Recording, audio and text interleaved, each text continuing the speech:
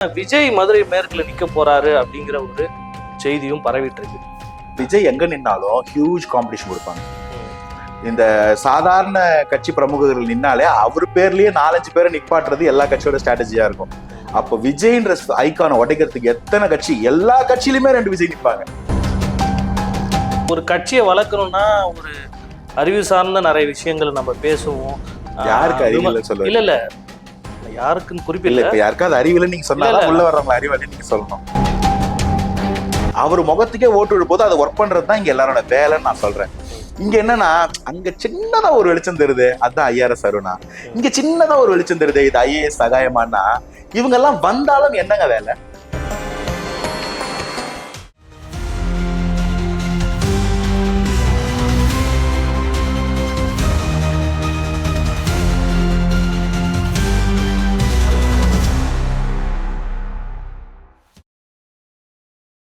திமுகவோட மதுரை மாநாடு பிரம்மாண்டமா நடந்தது.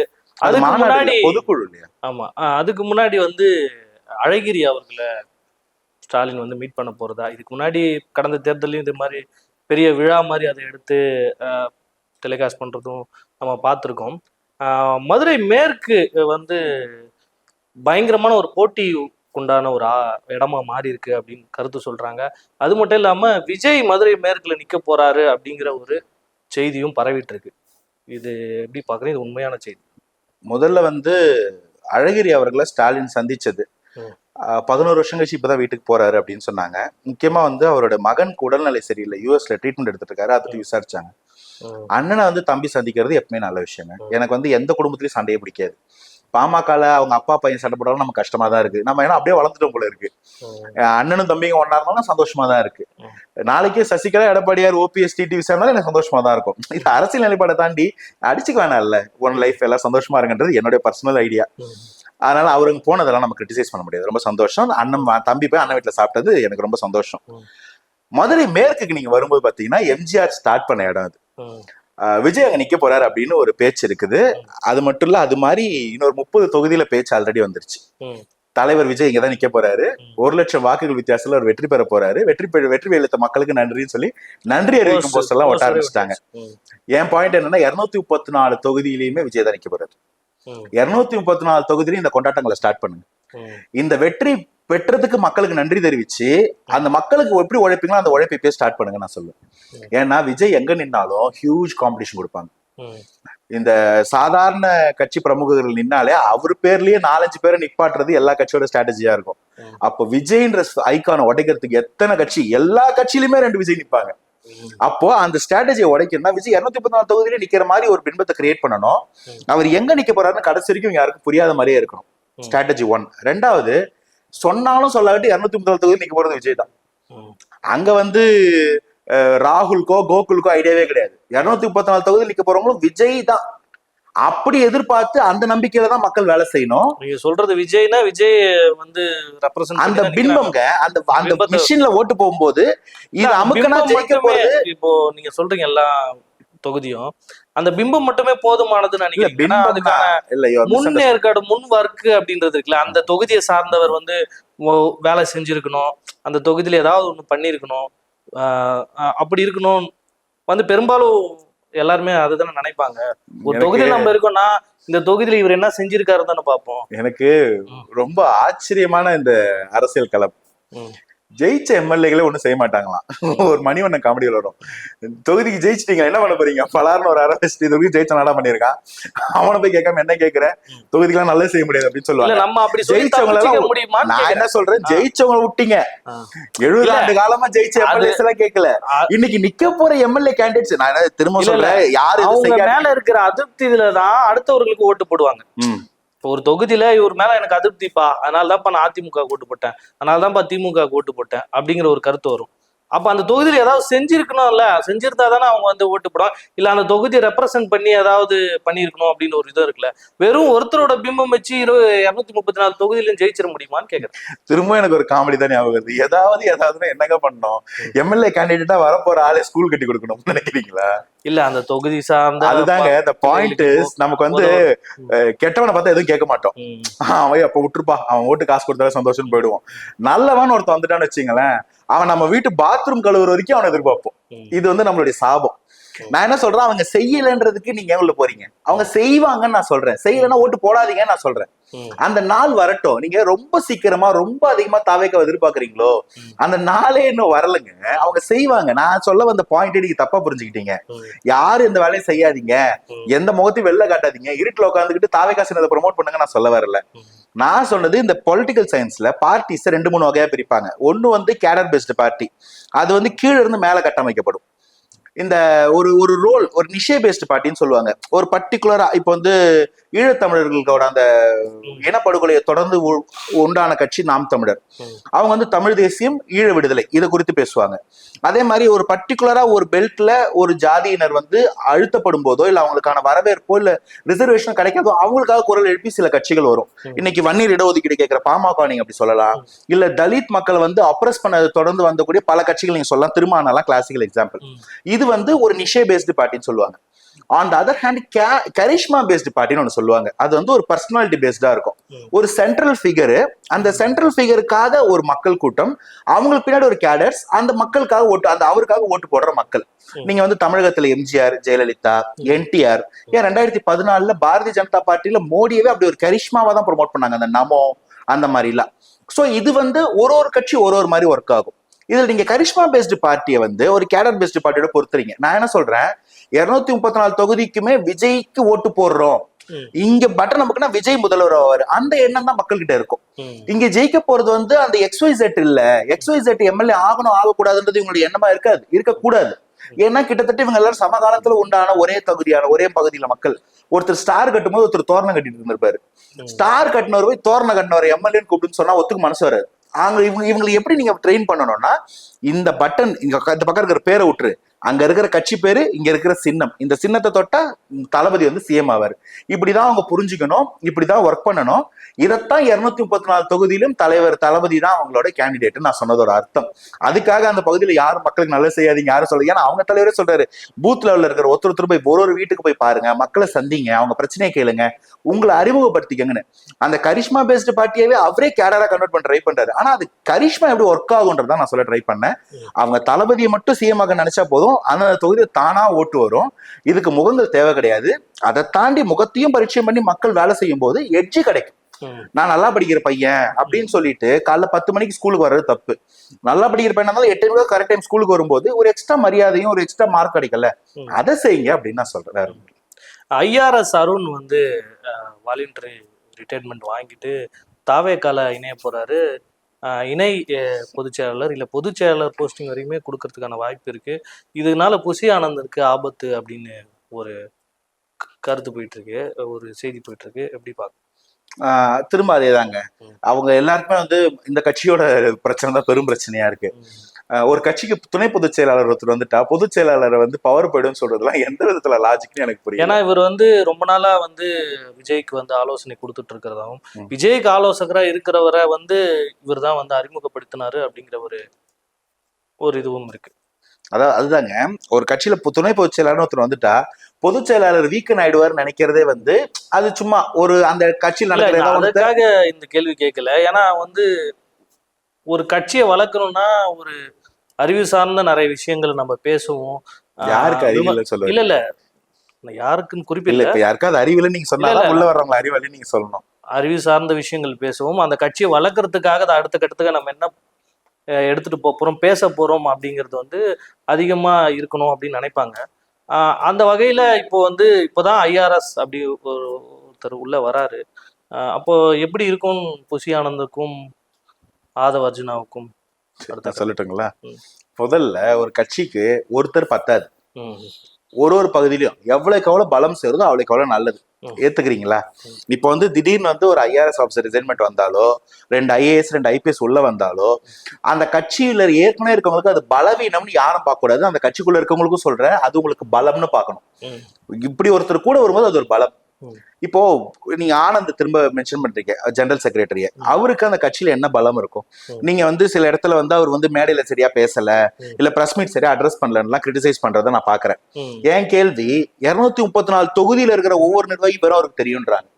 இது ஸ்ட்ரென்த் இல்லையா? இல்ல அந்த கட்சிக்கு தேவை இல்லையா? இதுக்கு ஒரு ஆள் வேணும் இல்லைங்க? இந்த மொத்த பேரையும் கண்ட்ரோல் வச்சு மொத்த பேரையும் தெரிஞ்சிருக்கிற ஒரு ஆள் வேணுமா நாம? அவரு அந்த இடத்துல அதுதான். சரி, அதுக்காக எலெக்ஷன் ஸ்ட்ராட்டஜி பேசும்போது எதிர்கட்சியினருக்கு இது வந்து ஒரு வாய்ப்பா அமைதுல பலவீனப்படும். ஏங்க நீங்க அதான் சொல்றேங்க, நீங்க தாவேக்காவை ரொம்ப மைக்ரோ மேனேஜ் பண்ண ட்ரை பண்றீங்க. முதல்வர் வேட்பாளர் முதல்வரே தப்பு பேசுனதெல்லாம் இங்க இருக்குங்க. என்னங்க ஓட்டு போடாம எங்க போயிட்டோம்? ஜனவரி 25 சுதந்திர தினம் சொன்னவங்களாங்க நம்ம முதல்வர். என்னங்க நீங்க மைக்க பார்த்துட்டு வெளிநாட்டுல இருக்கும்போது ஓ மை காட் ஓடுறதா நம்ம பிரதமர். நீங்க ஏங்க தாவேக்கா மட்டும் இவ்வளவு ஜூம் பண்ணி எல்லாரும் பாக்குறீங்க? அவ்வளவு பிரச்சனை இல்லைங்க. அது நான் தான் சொல்றேன், அவருக்கு ஒரு ஸ்ட்ரென்த் ஏரியா இருக்கு போது ஒரு வீக்னஸ் ஏரியா இருக்கும். எல்லாரும் செஞ்சிட முடியுமா? அவரு அதை செய்வாரு. இப்போ வந்து இந்த கட்சியோடைய தொகுதி எல்லாத்துக்கும் ஒர்க் பண்றது, போய் சுற்றுப்பயணம் ஸ்ட்ராட்டஜி போடுறது, மேனிஃபெஸ்டோ ஒர்க் பண்றதுக்கு அதுல எஸ்டாப்ளிஷ்டா இருக்கக்கூடிய ஆதவர்ஜனும் அதை பண்றாரு. இப்போ வந்து அந்த கட்சிக்கு பொலிட்டிக்கலாவும் எக்கனாமிக்கலாவும் நிறைய மேனிஃபெஸ்டோஸ் இருக்கும். அந்த கட்சி வந்து பொருளாதார வாரியா மக்களுக்கு என்ன செய்ய போறோம், பிறப்போக்கும் எல்லாம் இருக்கும், அனைவருக்கும் அனைத்தும் சொல்லும் போது இதுல ஒரு எக்கனாமிக் ஃபேஸ் ஒண்ணு இருக்கு. அதை ஒரு ஐஆர்எஸ் மேனேஜ் பண்ணலாம். ஏற்கனவே ஆடிட்டர் இருக்கிறாங்க, அவங்க பண்ணலாம். சோ நான் என்ன சொல்றேன், கட்சிக்குள்ள 2 பேர் வர்றதுனாலயே மத்த எல்லாருக்கும் பிரச்சனை, இருப்பே பாதிக்கப்படும் சொல்றது யார் அப்படி நினைச்சாலும் தப்பு. எவ்வளவுக்கு எவ்வளவு உள்ள டேலண்ட்ஸ் வருதோ அவளுக்கு அந்த கட்சிக்கு நல்லதுன்னு பார்க்கணும், பலம்னு பார்க்கணும். 2 கை இருக்கிற ஒரு ஆளு சாதாரண ஆளு, 4 கை இருந்தா சாமி. நம்ம என்னைக்காவது யோசிச்சிருக்கோமா? சாமியோட ரைட் ஹேண்ட் 2 இருக்கு, லெஃப்ட் ஹேண்ட் 2 இருக்கு, இந்த 2 கைக்கு இந்த 2 கைக்கு சண்டை வரும்னு. 4 கை இருக்கு, அதுக்கு பவர் ஜாஸ்தி தான் நினைப்போம். அந்த மாதிரி பவர்ஃபுல்லான ஆளுங்க உள்ள வருமா சந்தோஷமா தானே பார்க்கணும். ஏங்க அந்த கட்சியை பார்த்து பயப்படுறோம்? இது எல்லாமே ஆற்றாமையில எல்லாரும் சொல்றது. உள்ள பெரும் டேலண்ட்டுகள் வரட்டும், அந்த கட்சி இன்னும் வளரட்டும், அப்படிதான் நான் பாக்குறேன். அப்படிதான் பிரச்சனை வந்துச்சுன்னா சமாளிக்கிட்டோம். ஏன்னா 4 பேர் இருந்தா சண்டை வரும். சமாதானப்படுத்துறது தலைவரோட கடமை. சமாதானப்படுத்தி அவருக்கு ஒரு வேலை கொடுத்து எல்லாரும் அரவணைச்சு கொண்டு போனோம். அதானே கட்சி. அப்படிதானே எல்லாம் நடக்குது. ஆனா அதெல்லாம் அவங்க பாத்துக்குவாங்க. மத்த கட்சிக்காரங்க, இந்த குறை சொல்ற கட்சிக்காரங்க தான் எனக்கு யாருன்னு பார்க்கணும் ஆசையா இருக்கு. அவங்க பிரச்சனையை பார்க்க சொல்லுங்க. சகாயம் ஐஏஎஸ் உள்ள வந்துட்டாரா இல்ல வர போறாரா தாவேக்காவுல? ஏன்னா பேச்சு வந்து போயிட்டே இருக்கு, ரொம்ப நாளா போயிட்டு இருக்காது. அப்படிங்களா? எனக்கு தெரியலங்க. ஏன்னா என்கிட்ட அவர் எதுவும் பேசல, என்கிட்ட அவர் பேச வேண்டிய அவசியமும் இல்லை. எந்த ஒரு விஷயமுமே இந்த மாதிரி ஸ்பெகுலேஷன் அதிகமா இருக்காங்க. பாஜகக்குள்ள ரிசைன்மெண்ட் அண்ணாமலை ஐபிஎஸ் சொல்லுவாருமே கூட இதே மாதிரி நிறைய பேச்சுகள் இருந்துச்சு. அப்புறம் ஃபைன் டே அவர் உள்ள வந்துட்டாரு. வந்ததுக்கு அப்புறம் ஒரு எலெக்ஷன் நிக்கிறாரு, அதுக்கப்புறம் தலைவரே ஆகிறாரு. 3-4 வருஷம் செம்மையா ஒர்க் பண்றாரு. அது மாதிரி தண்ணிக்குள்ள மூச்சு விட்டா வெளில தெரியாம போகாதுன்னு சொல்லுவாரு விவேக் ஒரு படத்துல. அந்த மாதிரி இது வரும். அவர் வந்துட்டாருன்னா தெரிய போகுது, வரலன்னா இல்ல. நான் என்ன சொல்றேன்னா, இங்க எல்லாத்துக்கும் மேல பகல்ல வந்து எந்த நட்சத்திரமும் தெரியாது, எந்த நிலாவும் தெரியாது. ஆனா அதெல்லாம் அங்கேதான் இருக்கு. சூரியன் பிரகாசமா இருக்கும்போது எல்லாம் தெரியலன்றதுனால அது இல்லைன்னு அர்த்தம் கிடையாது. அந்த மாதிரி அனைத்திற்கும் பிரகாசமா தலைவர் ஒருத்தர் உட்கார்ந்து இருக்கிறாரு. அவர் முகத்துக்கே ஓட்டு விழும்போது அதை ஒர்க் பண்றதுதான் இங்க எல்லாரோட வேலைன்னு நான் சொல்றேன். இங்க என்னன்னா, அங்க சின்னதா ஒரு வெளிச்சம் தருது, அதுதான் ஐஆர்எஸ் அருணா. இங்க சின்னதா ஒரு வெளிச்சம் தருது, இது ஐஏஎஸ் சகாயமானா. இவங்க எல்லாம் வந்தாலும் என்னங்க வேலை? தலைவரை முதல்வர் ஆக்கிறதுக்கு என்ன ஸ்ட்ராட்டஜி பண்ணுமோ அதுதான். அதனால யார் வர்றதையுமே வந்து எல்லாரும் ஒண்ணு சேர்றானுங்கப்பா சண்டை போட்டு பண்ணுங்க அப்படி யோசிக்காதீங்க. இவங்க எல்லாரையும் என்கம்பேஸ் பண்ற அளவுக்கு அவருக்கு கரிஷ்மா இருக்கு, அவர் அதை பண்ணுவாரு, அவங்க ஜெயிப்பாங்கன்னு நான் நம்புறேன். அப்படி மீறி தோத்தா நம்ம ரெட்ரோஸ்பெக்ஷன் பண்ணிக்கலாம். இப்ப இவர் வந்து ஐஆர்எஸ்க்கு ஐஏஎஸ்க்கு தான் ஒத்து போல, அப்படி நம்ம அதை ரெட்ரோஸ்பெக்ட் பண்ணிப்போம். அங்கிருந்து அவங்க கத்துக்கிட்டோம். நடக்கவே இல்லை. அவர் வந்தா அதனால ஐஆர்எஸ் சேர போறாரு, ஐஏஎஸ் சேருவாருன்னு தெரியல. ஐஏஎஸ் வந்தா ஐஆர்எஸ் கோச்சுக்கிட்டு அவர்னால புசியானது இல்லை. என்னங்க இது கற்பனை? இதுக்கு எப்படிங்க நான் பதில் சொல்ல முடியும்? இல்ல அந்த மாதிரி யாரும் கற்பனை பண்ணல, நீங்க தான் சொல்றீங்க. ஒரு ரொம்ப நாளா போயிட்டு இருக்குல்ல. இல்ல நடக்கட்டும், எதுவுமே நடக்கட்டும். நடக்கும்போது நம்ம பார்ப்போம்.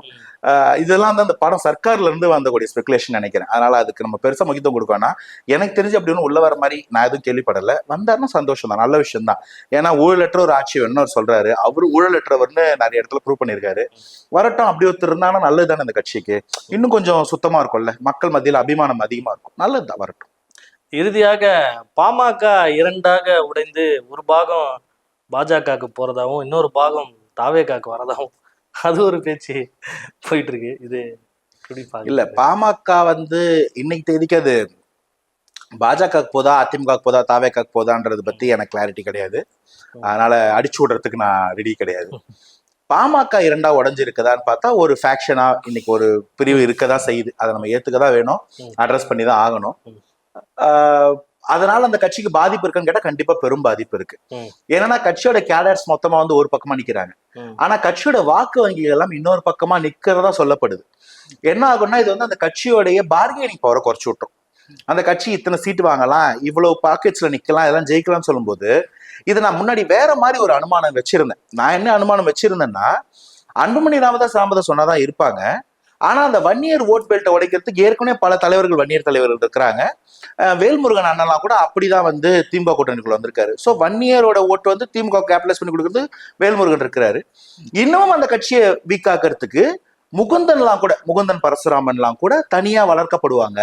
அவருக்கு ஒரு தனி நிச்சயம் கொடுப்பாங்க. அந்த கட்சியோட வாக்கு வங்கி வந்து 10ல இருந்து 8 ஆச்சு, 8ல இருந்து 6 ஆச்சு, இப்ப 4ல இருக்கு. இன்னும் அதை பிரிக்க ட்ரை பண்ணுவாங்க நான் நினைச்சிட்டு இருந்தேன். ஆனா ஒரு கெடு வாய்ப்பா அந்த கட்சியோட வாக்கு வங்கியை 2ஆ பிரிஞ்சு நிக்கிறது வந்து ரொம்ப பெரிய ஒரு துரதிருஷ்டமான ஒரு நிலைமை. இப்ப இங்க அந்த கட்சிக்கு என்னால என்ன ஃபோர்ஸி பண்ண முடியுதுன்னா, அவங்க சேராம இருக்கிறதுக்கு என்ன பண்ணுமோ எல்லாரும் சேர்ந்து அதை பண்ணுவாங்கன்னு எனக்கு தோணுது. இப்ப நம்ம சொல்றோம் இல்லைங்களா, அண்ணனும் தம்பியும் ஒன்னா இருந்தா நம்ம சந்தோஷம் தான். அந்த மாதிரி இருக்காது அரசியல் களம். திரு அன்புமணி ராமதாஸும் திரு ராமதாஸ் அவர்களும் இணைஞ்சிராம பாத்துக்கிறதுக்கு உள்ளாடி உள்ள அரசியல் தான் இன்னைக்கு எல்லாரும் பண்ணுவாங்க. ஏன்னா அது வந்து ஒரு வாஸ்ட் பேங்க், ஓட் பேங்க். அது இது மாதிரி கலைச்சு விட்டோம்னு வச்சுக்கோங்களேன், இந்த தேர்தல்ல மக்கள் பிரிஞ்சு அது வந்து அந்த ஓட்டுல இருந்து ஒரு பங்கு திமுக வரும், ஒரு பங்கு அதிமுக வரும், ஒரு பங்கு பாஜக வரும், ஒரு பங்கு தாவேக வரும். இந்த மாதிரி அந்த ஆட்டையை கலைச்சு விட்டு அந்த ஓட்டை எல்லாரும் பிரிச்சுக்கிறதுக்கான வாய்ப்பு ரொம்ப அதிகமா இருக்கும். ஸோ யாருமே அதை சேர்த்து வச்சு அரவணைச்சு சமாதானப்படுத்துறதுல விருப்பம் காட்ட மாட்டாங்கன்றது என்னுடைய எண்ணம். ஸோ இதை புரிஞ்சுக்கிட்டு, அவங்களுக்கு அரசியல் தெரியாமலாம் கிடையாது, ரொம்ப தெரியும். அதை தாண்டின பிரச்சனையும் ஈகவும் தான் இதை கேட்டலைஸ் பண்ணுதுன்னு நினைக்கிறேன். ஸோ அவங்க சீக்கிரம் சுதாரிச்சுக்கிட்டு சரி பண்ணி கட்சியை கட்டமைச்சு அதுக்கப்புறம் அவங்க அலையன்ஸ் பேசி, நிறைய வேலை இருக்கு. ஆனா அதுக்கு தேவையான அளவுக்கு நிறைய டைமும் இருக்கு. நீங்க பேசும்போது சொன்னீங்க தமிழக வாழ்வுரிமை கட்சி வேல்முருகன் அவரு தொடர்ந்து மக்கள் பிரச்சனைக்கு பயங்கரமா வந்து குரல் கொடுத்துட்டு இருக்காரு. அவரு தாவேகா உள்ள வந்தா ஒரு பிளஸ்ஸா இருக்குமா? ஏன்னா தாவேகா வந்து கூட்டணி பேச போகுது அடுத்த ஒரு 2-3 மாதங்களுக்கு. இல்ல அப்ரோச் பண்ற மாதிரி இருக்காங்களா எப்படி? இல்ல, ஆக்சுவலி வேல்முருகன் எல்லாம் வந்து பாத்தீங்கன்னா களத்தில் நிற்கக்கூடிய ரொம்ப ஸ்ட்ராங்கான போராளிகள். ஆனா திமுக முதல்வர், இன்னைக்கு திமுக முதல்வர் முத்துவேல் கருணாநிதி ஸ்டாலினோட ஒரு பெரிய ஸ்ட்ரென்த் என்னன்னு நான் பாக்குறேன்னா, அவருக்கு வந்து எல்லாரையும் அரவணைக்கிற அந்த ஒரு நெகோசியேட்டிங் ஸ்பேஸ் ஒண்ணு கொடுத்து வச்சிருக்காரு பாருங்க. அந்த சுயமரியாதையும் எல்லாரையும் அரவணைச்சு அன்போடு கொண்டு போற ஒரு பாங்கு அது வந்து முதல்வர் ரொம்ப அதிகமா இருக்குன்னு இப்போ எதிர்த்து பேசுற எல்லாருமே கூட ஒரு நேர்ல பார்த்து அரவணைச்சிருவாங்க போல இருக்கு. அது ரொம்ப ஒரு பெரிய பண்பு தான். கலைஞர் கூட வந்து நம்பர்ஸ் பாப்பாரு. அதையும் தாண்டி முதல்வர் ஸ்டாலின் வந்து மனிதர்களை பாக்குறாரு அப்படின்னு சொல்றாங்க. நம்மளால ஓரளவுக்கு இங்க இருந்து நம்ம உயரத்துல இருந்து பார்க்கும்போது தெரியுறாரு. சோ அந்த எல்லா கேப்ஸையும் இப்ப நீங்க அழகிரியை போய் பார்த்ததா இருக்கலாம், ஒரு பாயிண்ட்ல ரிஃப்ட்டுங்க. இன்னைக்கு அவர் கூப்பிடுறாரு, வீட்டுல போய் உட்காந்து சாப்பிட்டுட்டு அவர் ஒரு கோரிக்கை வைக்கிறாரு, அதை நிறைவேற்றி சொல்றாங்க மாநாட்டுல, பொதுக்குழுல. அதே மாதிரி எல்லாரும் அரவணைக்கும் போது இப்போ தேமுதிகக்கு 2023ல மறைந்தாரு கேப்டன். இன்னைக்கு 25 நடக்கக்கூடிய பொதுக்குழுல அவருக்கு இரங்கல் தெரிவிச்சு தேமுதிகக்கு திமுக கிட்ட பேச ஒரு ஸ்பேஸ் ஒன்று கிரியேட் பண்ணிருக்காருல்ல. இதுதான் அந்த நெகோசியேட்டிங் ஸ்பேஸ் நான் சொல்றேன். அது ரொம்ப அழகா கிரியேட் ஆயிருக்கு. இப்போ by chance DMDK general secretary அவங்க பிரேமலதா மேடம் போய் இவர்கிட்ட பேச போனா இழுத்துருவாருங்க உள்ள. இவரால் அது முடியும். ஏன்னா மக்கள் நீதி மையத்துக்கு பெருசா வாக்கு வங்கி இல்லை, நீங்க கட்சியே இல்லை. ஆனா ஒரு கமிட்மெண்ட் கொடுத்து நின்னாருல்ல. கமலை எப்படி ஆதரிச்சு அரவணைச்சு அங்க அனுப்புறாரு. அதிமுக கண்டிப்பா அந்த மாண்பு குறைஞ்சிருக்கு. ஏன்னா அவங்களால 2 சீட்டு இருந்தும் இன்னைக்கு கமிட்மெண்ட் கொடுக்க முடியாம போகுது. 26க்கு மேல பாக்கலாம்னா இந்த ராஜ்யசபா சீட் எலெக்ஷன் வந்து எவ்ரி 2 years ஒன்ஸ் தான் 1/3 நடக்கும். இப்ப 25 முடிஞ்சா 27, அப்ப 26ல ஜெயிக்க போற சீட்டை வச்சுதான் 27 ராஜ்யசபா சீட்டு கொடுக்க முடியும். இன்னும் அவங்க 2 வருஷத்துக்கு வெயிட் பண்ணணும். 26ல போதுமான சீட்ஸ் அதிமுக ஜெயிக்கலன்னா திரும்ப அந்த சீட் கன்ஃபார்ம் ஆகாது. சோ இப்ப அவங்க திரும்ப அவங்களுக்கு கொடுக்கப்பட்ட ஒரு ப்ராமிஸ் மீறப்பட்டதா பாக்குறாங்க. அதுல ஒரு வருத்தம் ஏற்படுது இல்ல. அந்த வருத்தம் கசப்பை ஏற்படாம பாத்துக்கிறாருல்ல முதல்வர். அது ரொம்ப நல்ல பண்பு. அந்த பண்புலதான் வந்து வேல்முருகன் எல்லாம் வந்து அங்க பிடிச்சு வச்சிருக்காங்க. ஆனா அந்த மாதிரி கூட்டணிகள் உடைஞ்சவங்கள வாய்ப்பு ரொம்ப கம்மி. தாவேக்கா வந்து அந்த மாதிரி பாக்கெட்டா அரசியல் பண்ண மாட்டாங்கன்றது என்னுடைய ஒரு எதிர்பார்ப்பு. Thavega will be the prime force நான் சொல்றது. அந்த ஜெனரல் பார்ட்டியா, மெயின் ஸ்ட்ரீம் ஜெனரல் பார்ட்டின்னு ஒண்ணு இருக்குல்ல, அது இவங்க. இந்த கூட்டணி இவங்கதான் மெயின் பாக்கெட், இவங்கதான் மெயின் டைல். இவங்களை சுத்தி வரக்கூடிய குட்டி குட்டி பாக்கெட்ஸ் தான் தேவை. இந்த எலெக்ஷன்ல அதுவும் தேவை கிடையாது. இந்த எலெக்ஷன்ல அவங்களுக்கு ஒரு வாஸ்ட் ஓட் பேங்க்ஸ் கேபிடலைஸ் பண்ணிட்டு அதுக்கப்புறமா எங்க கேப்ஸ் இருக்கோ அதை ஃபில் பண்றதுக்கு தான் ஆட்கள் தேவை. அப்போது வன்னியர் பெல்ட்ல ஒரு கேப் இருந்தா அது அன்புமணி ராமதாஸ் ஆகவோ நீங்க இவர் வேல்முருகன் அண்ணனாவோ யார் தேவையோ பார்க்கலாம். ஒருவேளை வன்னியர் பெல்ட்ல நல்ல ஓட்டு கேபிடலைசேஷன் அவங்களுக்கு தேவை கிடையாது. அப்ப அந்த தலித் பெல்ட்ல குறைஞ்சிச்சுன்னா தலித் பெல்ட்டுக்கு யாரை கூப்பிடணும்னு பார்ப்பாங்க. இல்ல தலித் பெல்ட் நல்லா இருந்துச்சு, ஒரு வெஸ்டர்ன் பெல்ட்ல போச்சு, அப்ப கொங்கு மக்கள் முன்னேற்ற கழகம் கூப்பிடணுமா, அப்படிதான் பார்க்கணும். ஸோ அதுக்கு முதல்ல ஜெனரல் பார்ட்டியா போயிட்டு அங்க இதை ஃபுல்லா கேபிடலைஸ் பண்ண முடியாது பார்த்துட்டு அதுக்கப்புறமா தான் கூட்டணிலாம் யோசிக்கணும். No it's very too early. 26 எலெக்ஷனுக்கே தாவேக்காக்கு வெரி டூ ஏர்லின்னு சொல்வேன். So they can wait and work. நிறைய டைம் இருக்கும். பொறுத்திருந்து பார்ப்போம். உங்கள் நேரத்துக்கு நன்றி. Thanks for having.